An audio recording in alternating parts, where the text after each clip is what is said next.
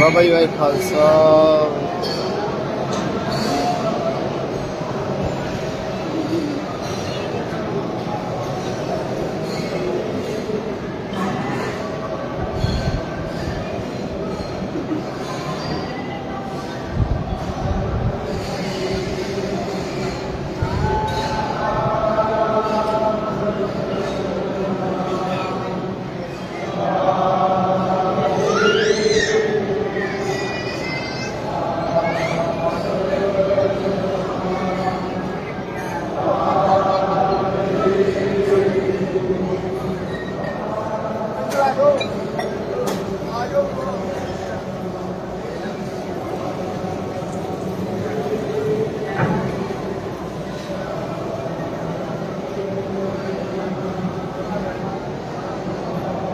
ਅੱਖਾਂ ਵਗਦੀ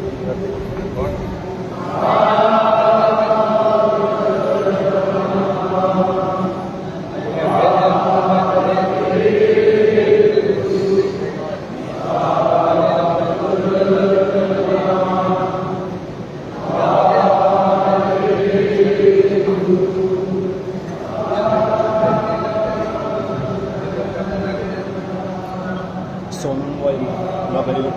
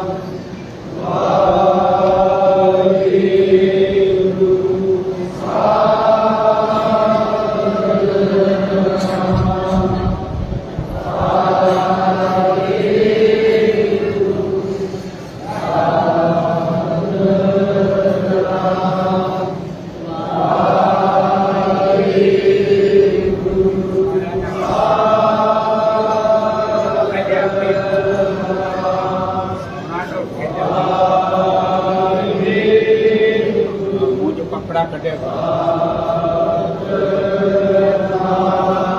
कपड़ा कटे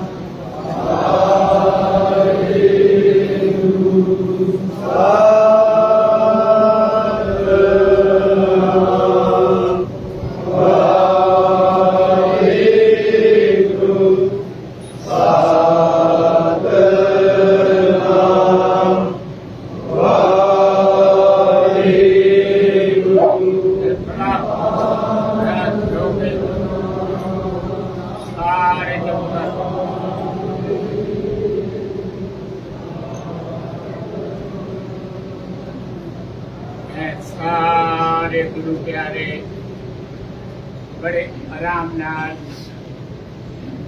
प्रेम नाल की संगत दे विच खड़े रहना। सारे गुरु प्यारे ने बेनती प्रवान करके ना पूरी 6 बजे तक नाम से हाजिरी दवा के जानी। सदे खड़े रहना ना पैना वा ना पर जाली करनी ਸਾਰੇ ਗੁਰੂ ਪਿਆਰੇ ਨੇ ਸਿੱਧੇ ਖੜੇ ਰਹੇ, ਨਾ ਕਿਸੇ ਗੁਰੂ ਪਿਆਰੇ ਨੇ ਬਹਿਣਾ ਖੜੇ ਦੇ ਤੇ ਨਾ ਕੋਈ ਗੱਲ ਹੀ ਕਹਿੰਦੇ ਨੇ।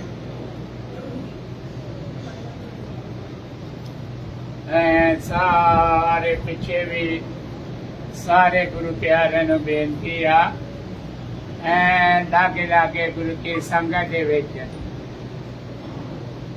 ਤੇ ਜਿਹੜੇ ਬੈਠੇ ਹੁੰਦੇ ਗੁਰੂ ਪਿਆਰੇ ਉਹ ਵੀ ਇੱਕ ਨਾਲ ਉੱਠ ਕੇ ਨਾ ਸਾਰੇ ਨਾਮ ਦੇ ਵਿੱਚ ਹਾਜ਼ਰੀ ਖੜੇ ਹੋ ਗਏ।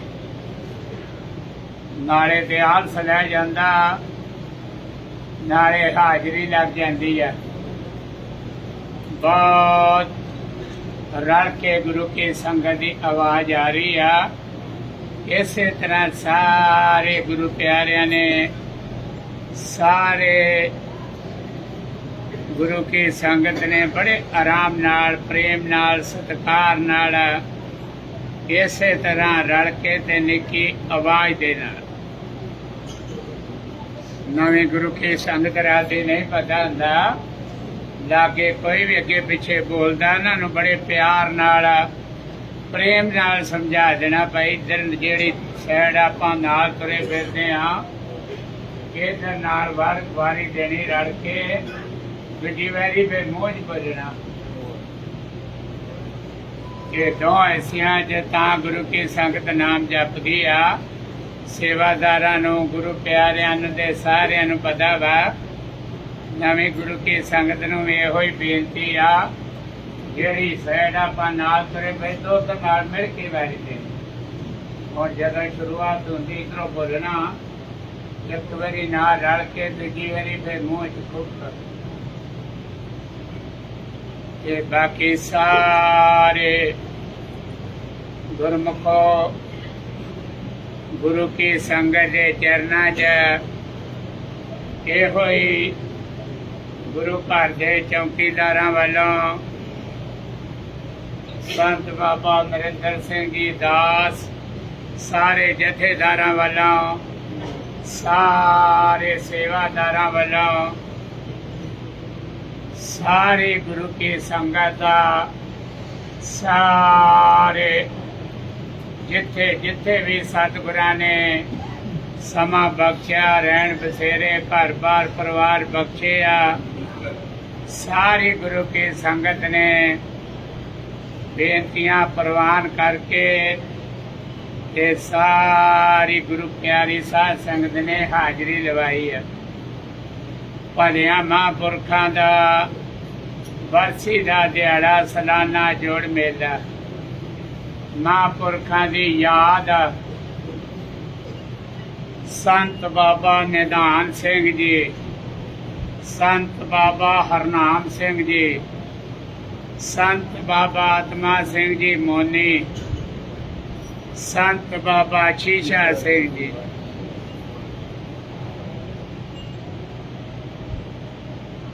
ਉੱਨੀ ਸੌ 47 ਦੇ ਵਿੱਚ ਭਲਿਆਂ ਮਹਾਂਪੁਰਖਾਂ ਨੇ, ਸੰਤ ਬਾਬਾ ਨਿਧਾਨ ਸਿੰਘ ਜੀ ਨੇ ਘੱਲੇ ਆਵੇ ਨਾਨਕਾ ਸੱਦੇ ਉੱਠੀ ਜਾਹੇ ਦੇ ਮਾਂ ਵਾਕ ਅਨੁਸਾਰ, ਕਿ ਗੁਰੂ ਪਾਤਸ਼ਾਹ ਜੀ ਦੇ ਚਰਨਾਂ 'ਚ ਜੀਵਨ ਲੇਖੇ ਲਾਇਆ। 1947 ਤੋਂ ਲੈ ਕੇ 1979 ਤੱਕ ਸੰਤ ਬਾਬਾ ਹਰਨਾਮ ਸਿੰਘ ਜੀ ਨੇ ਸਤਿਗੁਰਾਂ ਦੀ ਸੇਵਾ ਕਰਦਿਆਂ, ਗੁਰੂ ਕੀ ਸੰਗਤ ਦੀ ਸੇਵਾ ਕਰਦਿਆਂ, ਗੁਰੂ ਕੇ ਲੰਗਰਾਂ ਦੀ ਸੇਵਾ, ਇਹ ਵੀ ਗੁਰਮੁਖੋ ਜਿਹੜਾ ਲੰਗਰ ਆ ਲਿਆ, ਪਰਲੇ ਕਮਰੇ ਦਫ਼ਤਰ ਵਾਲੇ, ਦਰਗੱਦੀ ਵਾਲੇ ਉੱਪਰਲੇ, ਇਹ ਸੰਤ ਬਾਬਾ ਹਰਨਾਮ ਸਿੰਘ ਜੀ ਨੇ ਸੇਵਾ ਕਰਵਾਈ ਸੀ।